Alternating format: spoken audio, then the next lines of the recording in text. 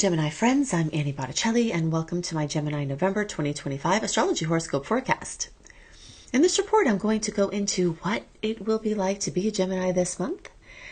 I'll let you know anything that I think you need to know to make the most of the starry possibilities and navigate through the starry weather. This is for you if Gemini is your sun sign, your moon sign, your rising sign, or any other Gemini placement you're listening for. What I'm going to talk about here is part of your astrological picture. Very late degree Gemini friends, so birthdays like June 15 through the rest of the sign, or 23 degree Gemini placements through the rest of the sign. I suggest you additionally listen to my Cancer report, as your very late degree friends will benefit from both readings. If you're new to my channel, welcome. I'm Annie Botticelli. I'm an astrologer, and I have been doing astrology and teaching astrology for over 20 years. I want to show you what may happen, but also why. So if you love to learn astrology, I will teach you in every reading to help move you along the continuum of your learning process. And I'm going to give you a lot of dates, which I call the sweet and salty dates, for the nice aspects and the challenged aspects throughout this report. But while you are listening right now, jump over to another tab in whatever browser you're in and go to anniehelpsyou.com and grab your free monthly written star report with my sweet and salty dates for November. If you don't want to write down what I'm about to tell you, some of this important stuff I'm going to share is already written down in this report, plus so much more. We've got 14 sweet aspects. I'll cover 2 of them, but you can go to anniehelpsyou.com and grab that report for free. Okay, so what is it going to be like to be a Gemini this month? We are out of eclipse season, so yay. Things are a little bit lighter from that perspective. We're moving into the new normal from whatever changes, upsets, jostling, for better or worse, trajectory shifts that happened in recent months from those September eclipses, which had this sort of after effect in October, but now we're integrating and moving on from that time. Also, as I said, we do have more sweet aspects this month compared to salty ones. This is actually the first time in a couple of months that this has happened, because for a few months here, we've had more difficult aspects than sweet ones. So you'll be feeling that this month. Fewer roadblocks, more sweet currents of flow in the stars in your life. So you will be feeling that. All of what we are going to talk about is going to be under the web of Mercury retrograde. I'll give you a couple of dates here. October 21st is when the pre-shadow retrograde transit starts. November 9th, the official retrograde. The 29th, direct movement. And 12/17, December 17th, is when it's completely clear from the retrograde process. At some point here, I am going to be dipping back into retrograde stories as it relates to the other things that I'm talking about, and I'll give you a great analogy that will help you understand this cycle of the pre and the post and the middle, this jargon, and also just assimilate into your being and understanding about the retrograde. So I will get up to that as I'm weaving through here. But for now, you have the dates, and what's important to know is that we are not seeing very clearly at this time for the future. It's very difficult to make plans too far ahead. And this month, it may also be difficult to plan or schedule. Writing things in pencil, saying a soft yes or a maybe instead of a definite yes will save you a lot of drama from having to reschedule things or having to stress about not being able to show up to something. Also expect other people to be possibly a little bit less reliable as they may have things coming up.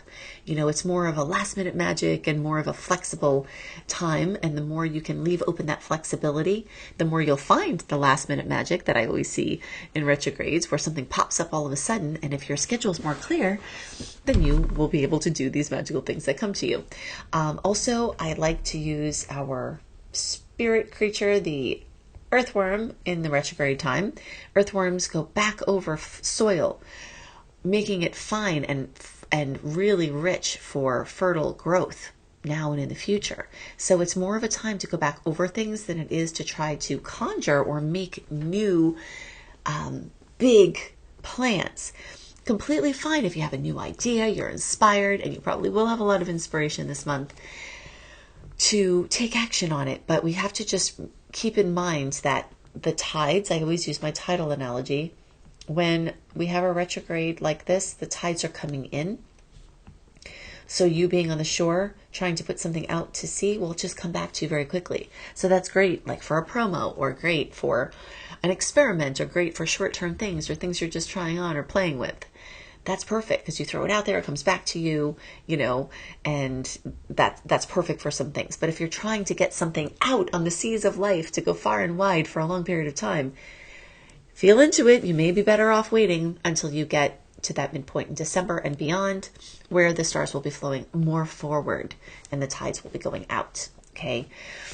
So we've got 2 zodiac stars this month, Scorpio and Sagittarius. So let's talk about what that means as individual placements and also where that is specifically for Gemini. There's a lot of water energy here. We've got Venus about to go into Scorpio. We've got the sun there. Mars is there for a short time. On the 19th, the days around the 19th, we've got the new moon at 28 degrees of Scorpio. And that is a lot of water, and air and water don't speak the same language. Of course, we're multifaceted beings, and whatever placement your Gemini is that you're watching for, you're so much more than just that placement.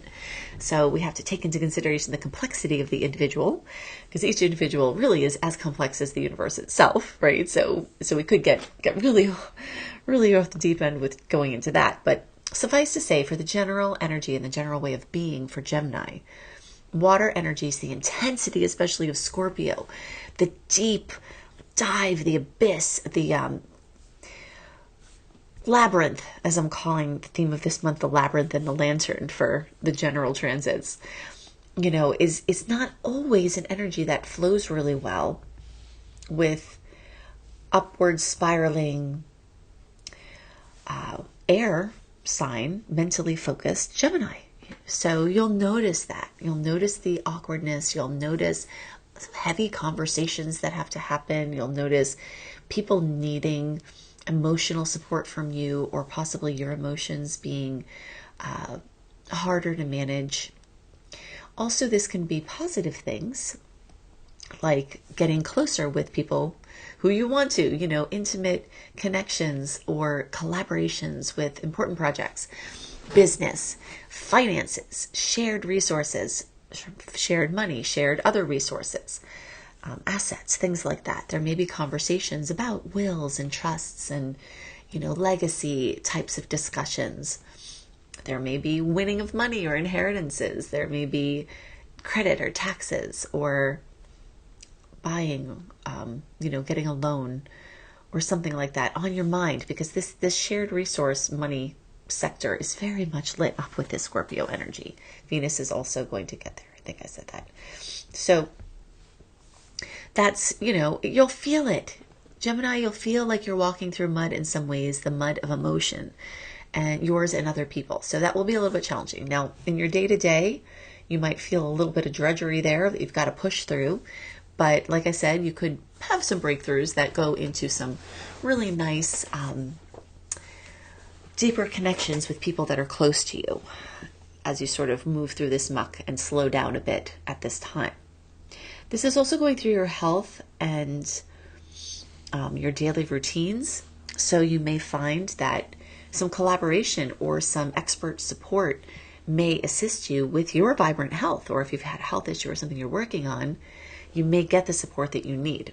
Scorpio rules, or Pluto rules Scorpio, and Pluto rules mining, like things, resources underground. And that's not just under the actual earth, but it's also within yourself. So you may find that you're mining resources emotionally within yourself, or other people are helping to bring that out of you. And so, you will be feeling that. Also, pets and animals are strong connection to this particular area. So you may see some notable things happen here in those arenas. Now, the retrograde will make you want to reconsider, redo, reevaluate things. And these important deep discussions that you may have about money with your spouse, with your family, with your business partners, have this tilt towards the past, or where you're reconsidering something that's already in process. If you have to do a new thing based on these conversations, just keep these dates in mind, because the whole month is really going to be very much a reconsideration process. And if you make a commitment within that research process too early, you may find that new information comes in that you might have wanted to know or consider before you make the final decision. So as you get closer to the middle of December, you'll really be having a chance to have more clarity moving forward to make decisions based on the reevaluation process that these conversations brought to you. Something longer term that's happening, but something that's fairly new since July, is that Uranus is moving through your sign now. It's going to be about 7 to 8 years. You may have felt it in the months, even, several months even before July, possibly even longer for a sensitive person. And those of you who are right at the beginning of the sign, so birthdays May 20th, 21st, 23rd, or 2nd, 23rd, 24th, you all might have a special connection with this. Or if you have a Gemini placement between 0 and, 2, 3, 4 degrees or so, as Uranus is making a connection directly with your Gemini placement. So, everybody in the Gemini spectrum can be feeling this volatility, this jostling, this desire to surprise others, desire to come out with information that maybe you've been withholding, to be different, to be unique, to claim something about yourself that is, feels really, truly you. And so Geminis are going through a very, very long reconsideration process of, who you are and how you present yourself to the world. So you'll be feeling this, and this is kind of happening at the same time. So this month is very much about experimentation. As I said before, it's not necessarily the best time for your big announcements, if possible. I mean, you have to follow your intuition and follow synchronicity, because there are things going on in your personal chart that I can't see, in this general chart. So you've got to allow for that. But in general, this is a time to really be feeling into stuff, to be trying it on, to not do something permanent, but like wash out hair color instead of permanent dye, a henna tattoo instead of the actual tattoo, as you try to fine tune what you may like to do more permanently. And then as you get more into December, the time for doing more permanent things, you'll have a little bit more sticking and staying power. Now, the sun around the 21st of November will get into Sag right at the beginning of the month. Mars will get there very soon, right at the beginning of the month. Lilith will get to Sag. Mercury starts out in Sag, then goes retrograde back into Scorpio, but spends some time going direct and retrograde in Sagittarius. Juno, Vesta, and Astrea are all in Sag. So we have a huge showing of Sagittarius. We have to talk about what that may bring and what that may bring for Gemini. Sagittarius is your opposing sign. We've got little couplets of energetics, polarities that are complementary and oppositional sometimes as well, that flow together but also can overdo. And that certainly is the pair in this story for Gemini and Sag, because they're both upward spiral energies. They're mutable energies. And, this is a very scattered energetic. This is an all over the place. This is, I'm doing this, I'm doing this, I'm doing this. This is a burnout, overdue type of scenario. But you could do too much in something that matters to you, and it could feel really good. So you could go on an education bender or a learning bender. Zealotry is a big theme this month because of all the Scorpio planets, which is, a very intense, obsessive type of energy, and Sagittarius, which is a very excessive energy. So when you combine that, you've got a lot of zealotry going on. So you might find that you're going crazy learning a language all of a sudden, on a bender with studying something that is fun for you. A class that you started before, you may come back to with a real passion, or you may finally enroll in a class that you've been wanting to take. This is very much about education, broadening your horizons, adventure, possibly travel, possibly even long distance travel. It could be about immigration, international business, publishing. All of those things are lit up beautifully at this time, and this will continue into December as well. As I said, it'll be very overstimulating. Oh, and holiday shoppers, if you are listening to this ahead of time, doing shopping before the 21st of October, like super early shoppers, you'll have some benefits here. And then more last minute shoppers, like as December progresses, you may have a little bit more luck finding the perfect thing and not having it be broken or not having it not show up, because that Mercury retrograde cycle is known for that. So just wanted to alert you to that if part of your overdoing or your busyness has to do with holiday pursuits, that, trying to shop during the retrograde cycle can be a little bit, you'll find that you're returning a lot of things, or that they're not working out the way that you want them to more often. Now, specifically for Gemini, this Sagittarius energy lights up your Libra 7th house of relationships. So this is a time for you to be seeing, it's highly social, lots of activities, lots of gatherings. And it's not just because it's holiday time. If for some reason it weren't holiday time, it would still be like this because it's the nature of the energy. And specifically for Gemini, it's like on social overdrive. So if you are a introverted Gemini, be prepared to push out of your comfort zone a bit at this time. If you're extroverted, or if you're a flexivert or whatever, you'll find that you are jumping a lot into interacting with other people, both in deep, very, very connected ways, intimate ways like the Scorpio energies, but then also in sort of a lighter, more intellectually stimulating way.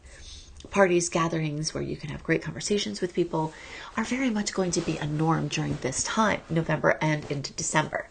So there is a lot of opportunity here. Now, because of the Mercury retrograde, you'll also be reconsidering your relationships. And some of this may tie into this Scorpio. If you have people around you that are habitually bringing you down, this may be a process where this becomes excessive. You may decide, okay, you're ready to go to the next level with this person and you can be okay with it. This can actually help you. This can make you stronger. And then you go deeper with the person. Or you may be in a reevaluation process of whether or not the heaviness that certain people in your life brings has been bad for you, bad for your mental health or your physical health or your emotional health. So you are in a reevaluation process. But again, something to consider unless you're in danger or unless you're intuitively inclined to make a definite decision in November. If you wait for the transit, to pass and get to that mid-December point, you may change your mind a few times about the things that you would decide. So if you get this moment of clarity and you think, sometime in November, I'm going to do this, or I'm going to leave this situation, or I'm going to,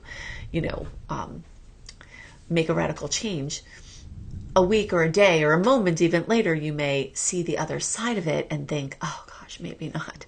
And that will be pretty constant during this retrograde cycle. So just keep it in mind if you've got to make a big decision, that you may need to give that transit a little more time to regulate. Now, speaking of which, I do want to give you a quick analogy that I like to use. And this will, if you bear with me here for a minute, this will not only help you understand the energetics of this month and these key dates that I've given you, but it will also help you better understand Mercury retrograde, the pre-shadow period, the post-shadow period, forevermore.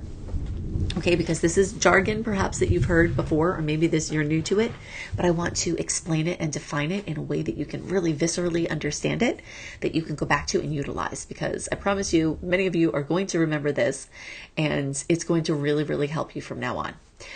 So I think of the retrograde as like you're moving full speed with everyone else in flowing traffic. That's before October 21st. And then you realize, oh gosh, I have to make a U-turn. So you start slowing down while the traffic is speeding ahead of you, creating a lot of confusion, stress, danger. And you're going across lanes, trying to get over to where you're going to do your U-turn. And that whole period of time that's happening is between October 21st and November 9th.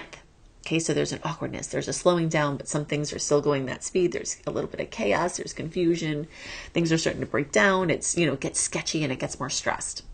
Then in the days around the 9th, that's you positioning yourself in the median, trying to not have the front of your car clipped or the back of your car clipped from running traffic going in both directions quickly around you. So extra chaos in the days around this, getting yourself situated to position for a change that's going to come at some point. But now you're in the median, and then you're there waiting for a chance to go to make your turn. But traffic is speeding in both ways. And you're waiting there until the 29th. So things have stalled out. You're trying to get things going. It's stressful. It's confusing. And that goes on from November 9th to November 29th. Now, let's just pause here for a moment. If while you're waiting for your perfect chance to go back into traffic, you are stressing, the whizzing traffic is making you annoyed, you're really agitated and trying to make it happen, and the window to go into the traffic just isn't there, that can be your November if you don't keep what I'm saying in mind, because you will be trying to force something in a situation that's not flowing, and then you will have frustration. But if while you're there in the meeting, you listen to your favorite podcast, you're listening to music you enjoy, you're relaxed, you're like, okay, it may be a while, but I'll be watching, and when the time comes, I will jump on my opportunity. So you can have either of those types of months representing this median point here of waiting for things to pass. And so I hope that you'll choose the latter, where you're just like, things are going to be a little bit more chaotic. I'm going to chill out. I'm going to be on the shore waiting for the waves to bring things to me rather than trying to force things out. And you can be in a more relaxed place to wait for that last minute magic that will very likely come. Then in the days around the 29th of November, you will be back in that awkward couple of days where now you have your opportunity to jump out back into traffic to go the direction you want to go. And the traffic is speeding by and it's extra chaotic, extra dangerous, extra sketchy. And then you're starting to get back up to speed, and it takes until December 17th to get back into the flow of traffic where you are going along with everything. All right. So you can feel that. That will be happening this month. Okay. So there are other things going on. We do have, I'll give you some more important dates. November 11th, we've got Jupiter going retrograde. Lucky little dogs, Geminis, have Jupiter expanding your house of finances for a year from June 2025 until July 2025. You may have even started to see signs, April, May, June, something around there, of expanding your income, of diversifying your income, of getting money from different sources, of buying things that you've been wanting. And this flow has been continuing since that time, but now it may start to slow down. The income may start to slow down. The spending may start to slow down. This could be a good thing if there has been excess, as there tends to be with Jupiter. As we explained, the excess with Sagittarius comes from the fact that Jupiter is its ruler. So if you've been spending extra, or having extra expenses, this retrograde cycle for 4 months starting now will, maybe start to slow down. If your financial flow seems to be impeded and you're stressed about it, don't worry, because Jupiter builds skyscrapers, and the bigger the skyscraper, the more you want to have your foundation solid. And so Jupiter in retrograde makes sure to rebuild or strengthen that foundation to help you go higher in the skyscraper that you're trying to create in your finances. You're also expanding home and family and housing. So you may notice that your family is getting bigger, or your house is getting bigger, or your house is, something is happening with freedom or expansion as a theme in home and family. All right, let's see. So I'm going to give you a few more dates. November 5th, we've got a full supermoon at 13 degrees of Taurus. Fullness, completion, fruition, drama coming to finances. This same sign of Taurus that this full moon is in rules this second house that you're having the Jupiter transit through. So you're having multiple layers of this story of your finances. And this is just a short hot spot here with this supermoon. October, November, December, we've got 3 supermoons in a row, 3 full supermoons in a row. And this Taurus one is going to bring something to light financially or accomplish something. I'm calling it a maker's moon. So you may accomplish something with your hands. You may build something or create something. And, this could be an exciting time of fruition of something you've been working on coming out. Now, because this full moon specifically for Gemini is in your house of your subconscious mind, your unconscious mind, you could have a major breakthrough where you realize something really important and it comes to light. It could be something really exciting, like you figure out a solution to a problem you've had, or you have a dream that makes things make sense, that you have a session with, some skilled psychological helper or spiritual helper that puts things together in a way that you really needed. There could be connections with angelic or ethereal realms at this time. You could become more of an insomniac at this time. Something, just something significant happening with your inner world. Or it could be a big fear that comes out that you have to push through. And by pushing through it, it could be that you're not as afraid of it anymore, and now you have the healing. So all of this is very exciting. All right, let's see. So while Mercury and Jupiter are going backwards, on the 27th, Saturn will be going forwards. So you may see certain things spark up in your life that had been dormant. In the midst of the sea of retrogrades, you may have a wave or a current of advancement. And the more you align with the things that seem like they want to progress, instead of trying to force the other things that aren't progressing to try to happen, the happier you'll be. Now, I told you I'd give you 2 of those sweet aspects of the 14 that we have this month. One of them coincides with that new moon in the days around the 19th. That is Mercury in Scorpio, making a beautiful aspect with Neptune in Pisces. And Pisces energy for Gemini lights up your 10th house of work, career, father figures, sometimes other parental figures that are not fathers, authority figures, employment, passion projects, your place out in the world. There's a beautiful kiss at the time of the new moon with Mercury and Neptune as well. So this can give you a lot of blessings in that area. And then the other end of that aspect is occurring in the 6th house, which is your health and your daily experience and your wellness and your pets and animals. So there could be something that happens there. And then in the days around the 26th, this is actually one of my favorite all-time aspects, which is Venus trining Jupiter. So Venus also in Scorpio in this area. So this area where I told you that Scorpio may be kind of putting a damper on some things for you. And it is an awkward angle between Scorpio and Gemini. So there's a little bit of tension there. But with this nice aspect with the new moon in the Scorpio placement, with this nice aspect on the 26th with Venus in Scorpio, it can definitely help soften any challenges that may come there or allow you to have breakthroughs that come from any tension. So Venus in Scorpio will trine Jupiter in Cancer. So this time we'll go back down here to your financial sector. So you may see extra special financial gains that come there at the end of the month from that placement. I did go over a lot of dates this time. If you want more, definitely grab your free monthly written star report with my sweet and salty dates at anniehelpsyou.com. If you want personalized reports about the outer planets and about your highest expression this lifetime and your karmic blocks, go to anniebclarity.com, Annie, the letter B, clarity.com to see my personalized reports. And I do give mini lessons there where you access the star report at anniehelpsyou.com, mini astrology lessons. But if you want a comprehensive astrology course, check out my Astrology Mastery Certification course at beastropro.com, beastropro.com. I hope you have a wonderful month, and I'll see you next month. Bye.